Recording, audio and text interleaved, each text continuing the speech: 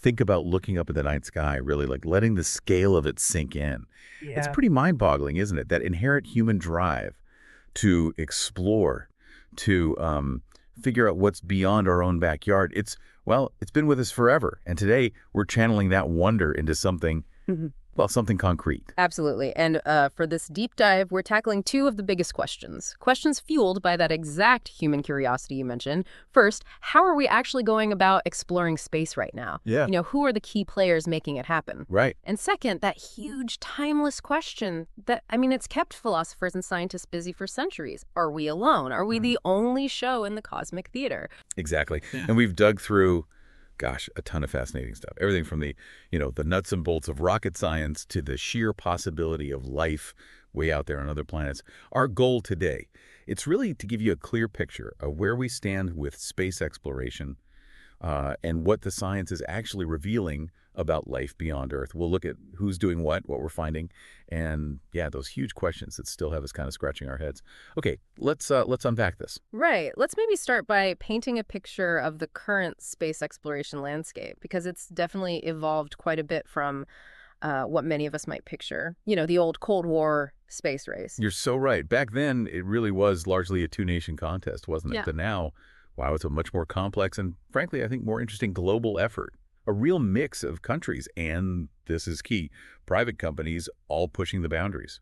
Yeah, what's truly remarkable is this shift from mostly, nationalistic efforts to a much more distributed global thing. We see established spacefaring nations like the United States, obviously through NASA, the National Aeronautics and Space Administration, setting these really ambitious goals. Deep space exploration. Right, Artemis. Exactly, Artemis, aiming to get humans back to the moon, and then eventually, the big one, Mars. And right alongside NASA, you have this, undeniable rise of private space companies. Oh, no question. When we talk about the U.S., you've got the big players, SpaceX, Blue Origin, but you also have to mention the U.S. Space Force. It just highlights that ongoing defense aspect in space. But yeah, it's far from just a U.S. game now. Look at China, right? With their National Space Agency, CNSA, they've made incredible progress. Huge strides. Building their own Tiangong space station, Yeah. successfully landing rovers on the Moon and Challenge program and on Mars, too, with Tianwen. They're even talking about a joint moon base with Russia. Precisely.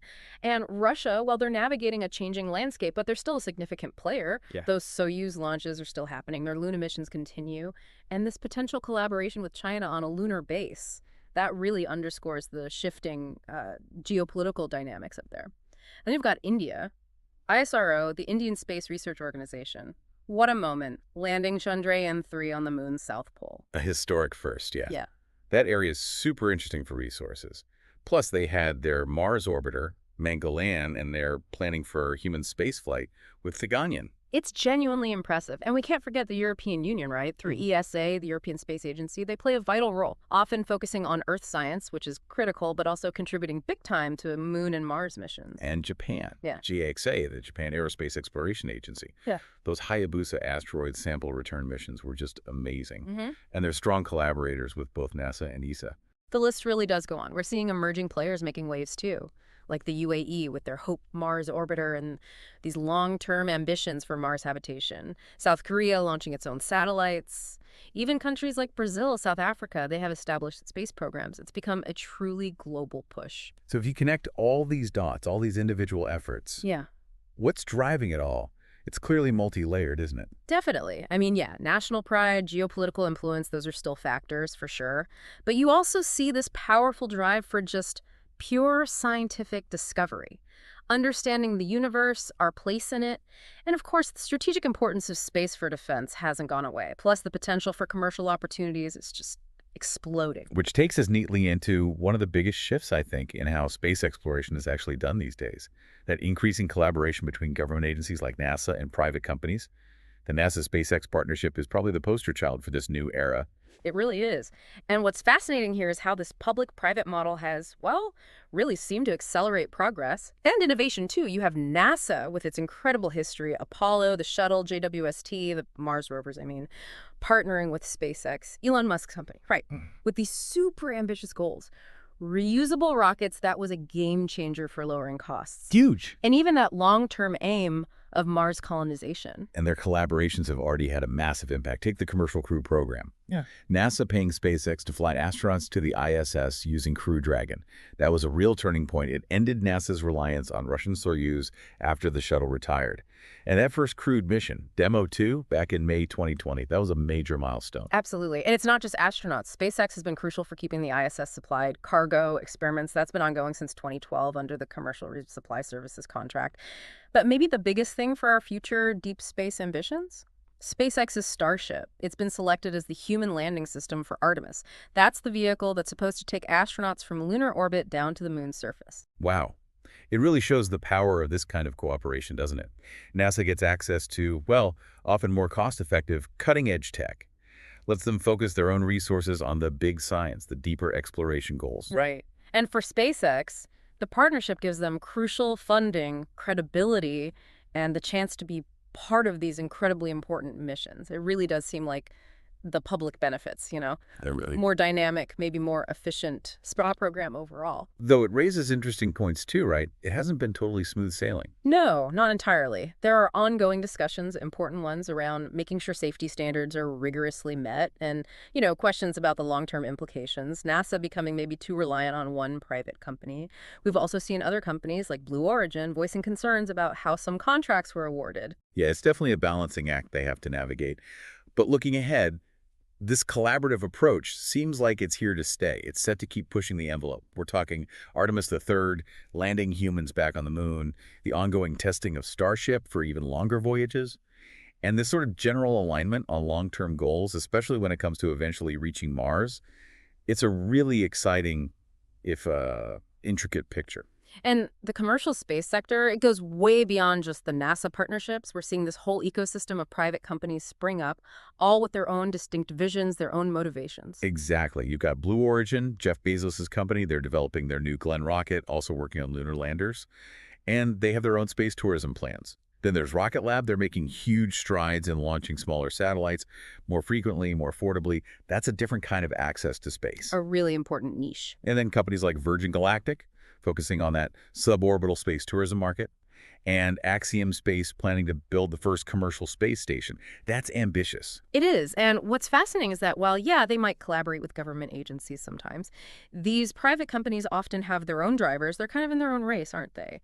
A race to potentially set up moon bases, maybe extract resources, to realize that long-held dream of Mars colonization, to get a competitive edge in the satellite market. Communications, observation. Exactly. And of course, tapping into that huge commercial potential, tourism, mining, telecom. And let's be honest, national pride and influence often play a role even behind these commercial ventures. It really paints this picture of a super vibrant, multifaceted effort just to reach beyond Earth. But, okay, as we're looking outwards, pushing further, there's that other profound question just hanging there. Are we the only ones looking back? Let's maybe shift gears and delve into the science, the arguments behind the search for life beyond our planet. Okay, yeah. This is where things get really, really intriguing. Because when you truly try to grasp the sheer scale of the cosmos, the arguments for the potential for extraterrestrial life, well, they become quite compelling. Absolutely. The numbers alone are just staggering. Our Milky Way galaxy, over 100 billion stars, maybe more. And the current thinking is, at least half of those stars have planets orbiting them. That's the estimate, yeah.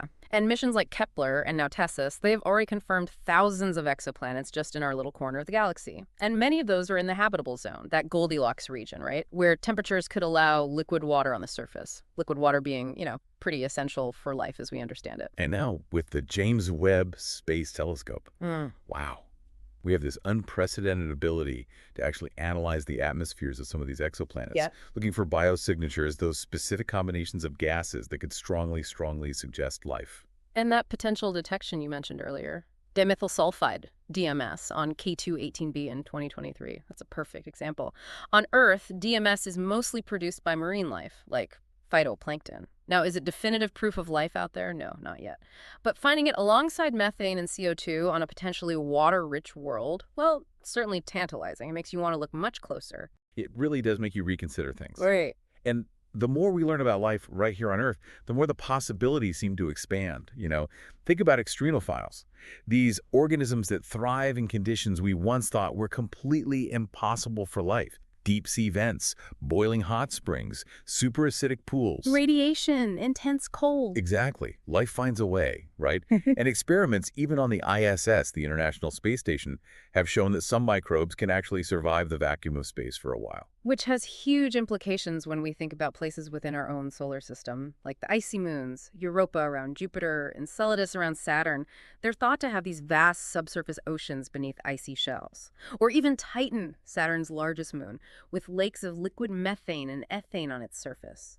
If life is that resilient here, why couldn't it pop up in those kinds of environments elsewhere? And it's important to remember, despite all our efforts, projects like SETI, the search for extraterrestrial intelligence, they've really only just begun to scratch the surface.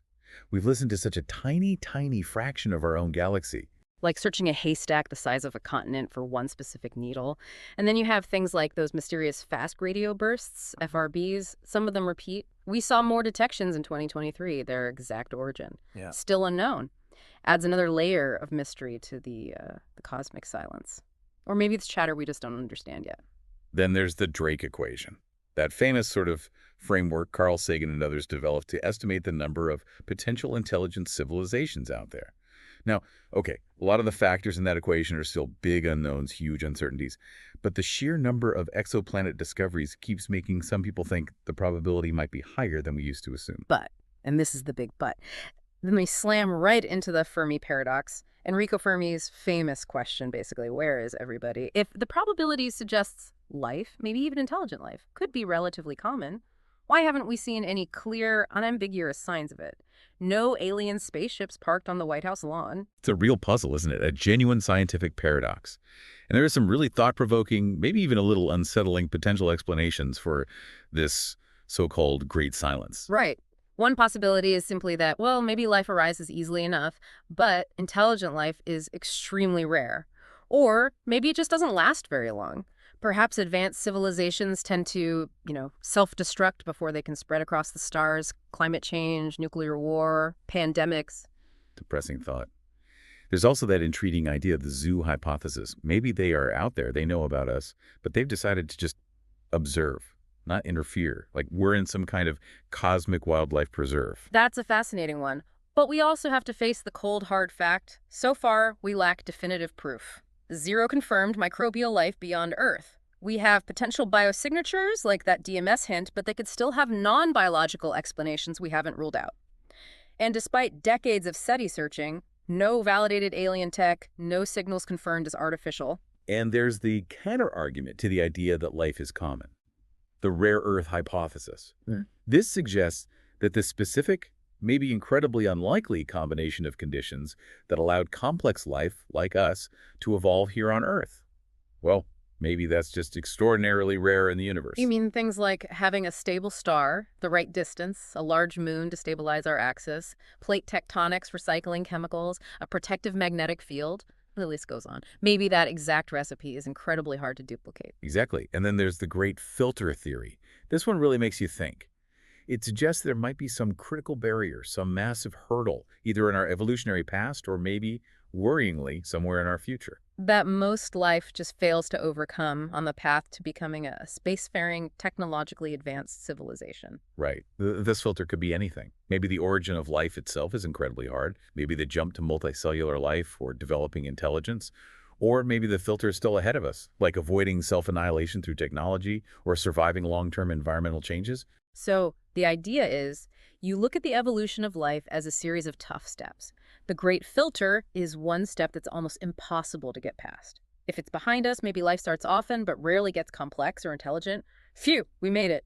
But if the great filter is ahead of us, that's a much more sobering thought. It could be a challenge that even advanced civilizations struggle with. Yeah, it's sobering is the right word.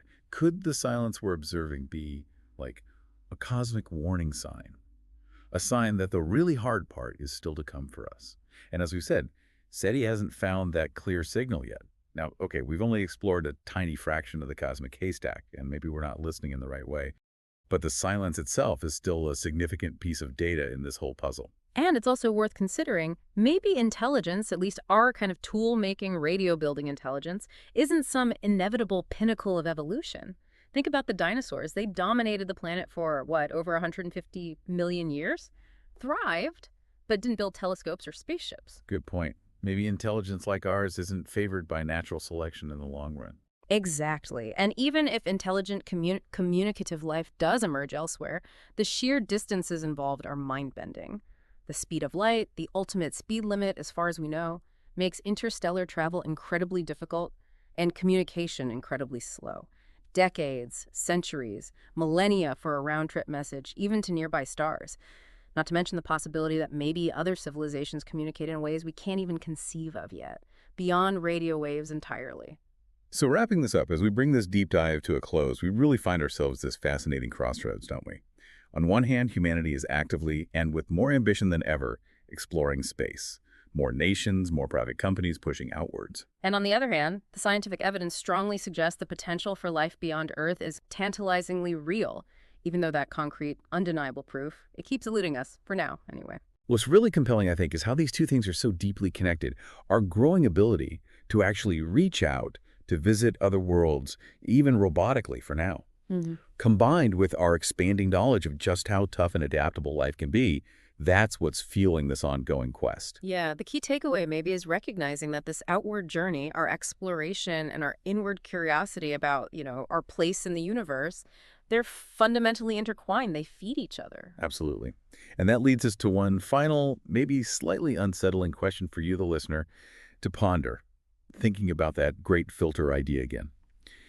Is the silence we observe out there in the cosmos, is it maybe a warning sign, a potential glimpse of a huge challenge humanity still has to face? Or is it simpler? Is it just an indication that we haven't looked hard enough or long enough?